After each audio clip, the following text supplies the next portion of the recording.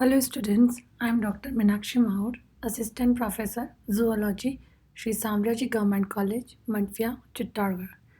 Today, my topic is metagenesis. In previous lecture, I explained all the characteristics of Cylindrita, and that time also I described metagenesis.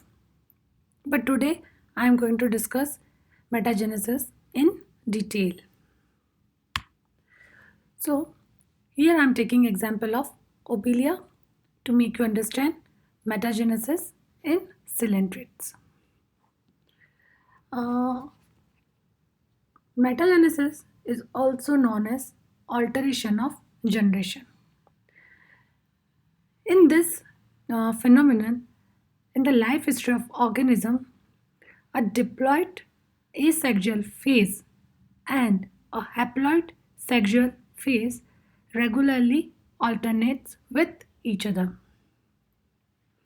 This type of alteration of generation, or we can say true alteration of generation, is very common in plants.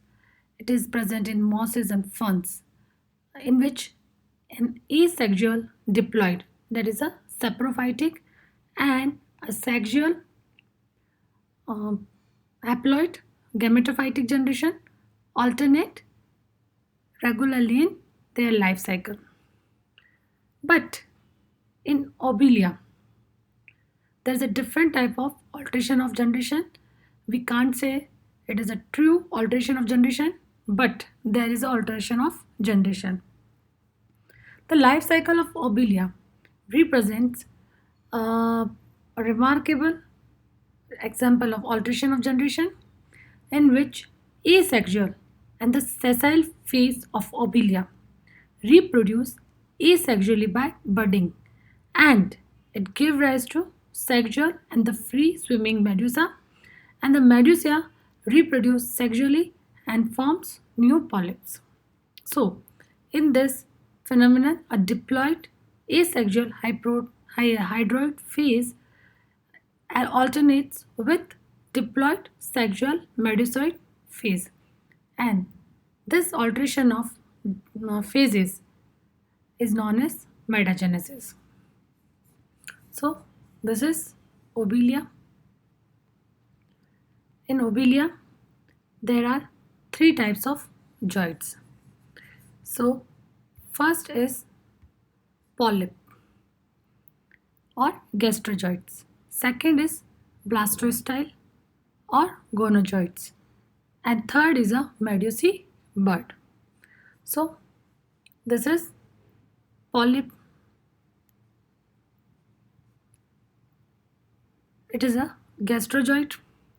It is a barrel shaped and responsible for the nutrition of the colony. It is surrounded by perisarc. It is also termed as a hydrotheca. The perisarc, which is present outside the polyp or gastrozoid, is known as hydrotheca. Then this is a blastostyle. These are known as gonozoids. Here, this is a blastostyle. They are club-shaped zoids, and they bear medusae bud. So this is a blastostyle where you can see medusae bud.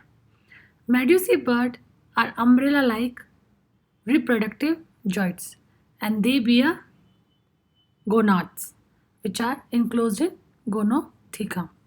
So this is a gastrozoids, this is a blastostyle, and here medusa bud. So there are three types of three type of zoids, that is a hydroid, blastostyle, and gonozoids. It is a blastostyle, it's a gastrozoid, and these are medusae bud, or these are reproductive zoids. These medusae buds are unisexual and free living at maturity. I will explain later. So in Obelia life cycle, there are the two phases. It is a fixed or polyploid phase. It is known as hydroid colony, and the medusae bud give rise to medusa. So they are free swimming medusa. So the second stage is, or another stage is, pelagic medusae phase. Hydroid colony has no gonads and they reproduce by asexual budding and they give rise to medusae bud or medusa. But medusa reproduce by sexual method, that is ova and sperm. So here you can see male is producing sperm and the female is producing egg.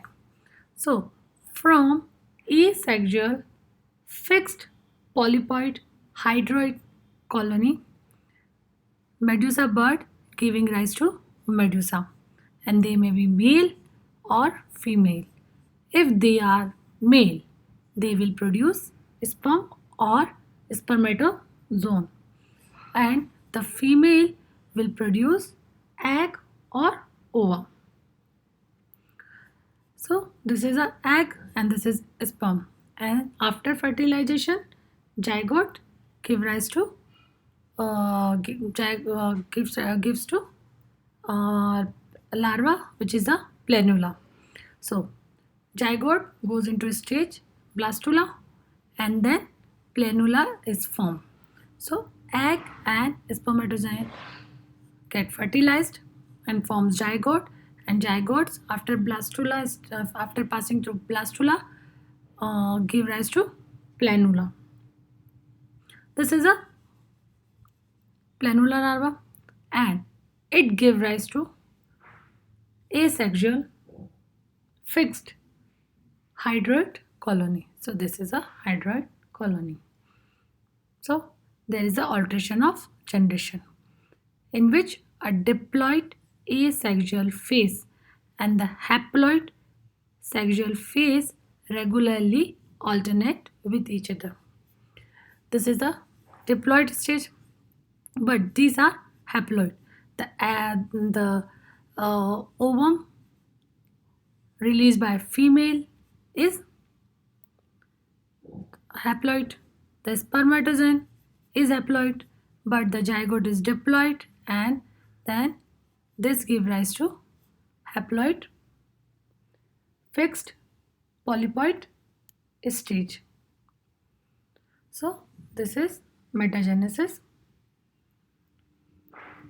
Here in Obelia, medusa phase does not represent a true haploid sexual generation because medusa are arising from blastostyle, which is a diploid. It is diploid. So by the process of blastostyle are producing by asexual budding. So it says that medusa may also be diploidoid. And the another thing, the sex cells, which are which do not originate in medusa, but in the epidermis of blastostyle, and from where they migrate into the gonads of medusa. So these 2 points implies that medusa is not representing a sexual generation. It is just explained that it is a free swimming diploid zoid, and which is specialized for the dispersal of gametes of uh, uh, fixed hydroid polyploid phase. So sexual generation in Obelia is indistinct and they are representing by haploid gametes only. So we can't say there is a true alteration of generation, but there is a regular alteration between fixed hydroid and the free swimming medusaid phase, and both of which are haploid. That's why this type of alteration of generation is termed as a metagenesis rather than true alteration of generation. So here also this is young polyp, young polyp. This is a young polyp. Then it is a fully developed polyp. Here female medusa. Here male medusa, and male is producing spermatozoon and the female is producing egg or ovum. Then after two-celled zygote is formed after fertilization, then it passes through two-celled stage, then four-celled stage, and then blastula. And blastula give rise to free-swimming planula larva. Then planula settle down and it forms young polyp, and then it develops and forms fully developed polyp. So it is a metagenesis. In this form, polyps and medusa alternate successively, where the polyp reproduce asexually to form a large number of medusa, and each medusa, male or female, they reproduce sexually by the union of egg and sperm to form zygote. The zygote grows into larva, which fix itself to a substrate, and finally they form a new polyp. So, this is the metagenesis. It is the most distinguishing feature of Cylindrita.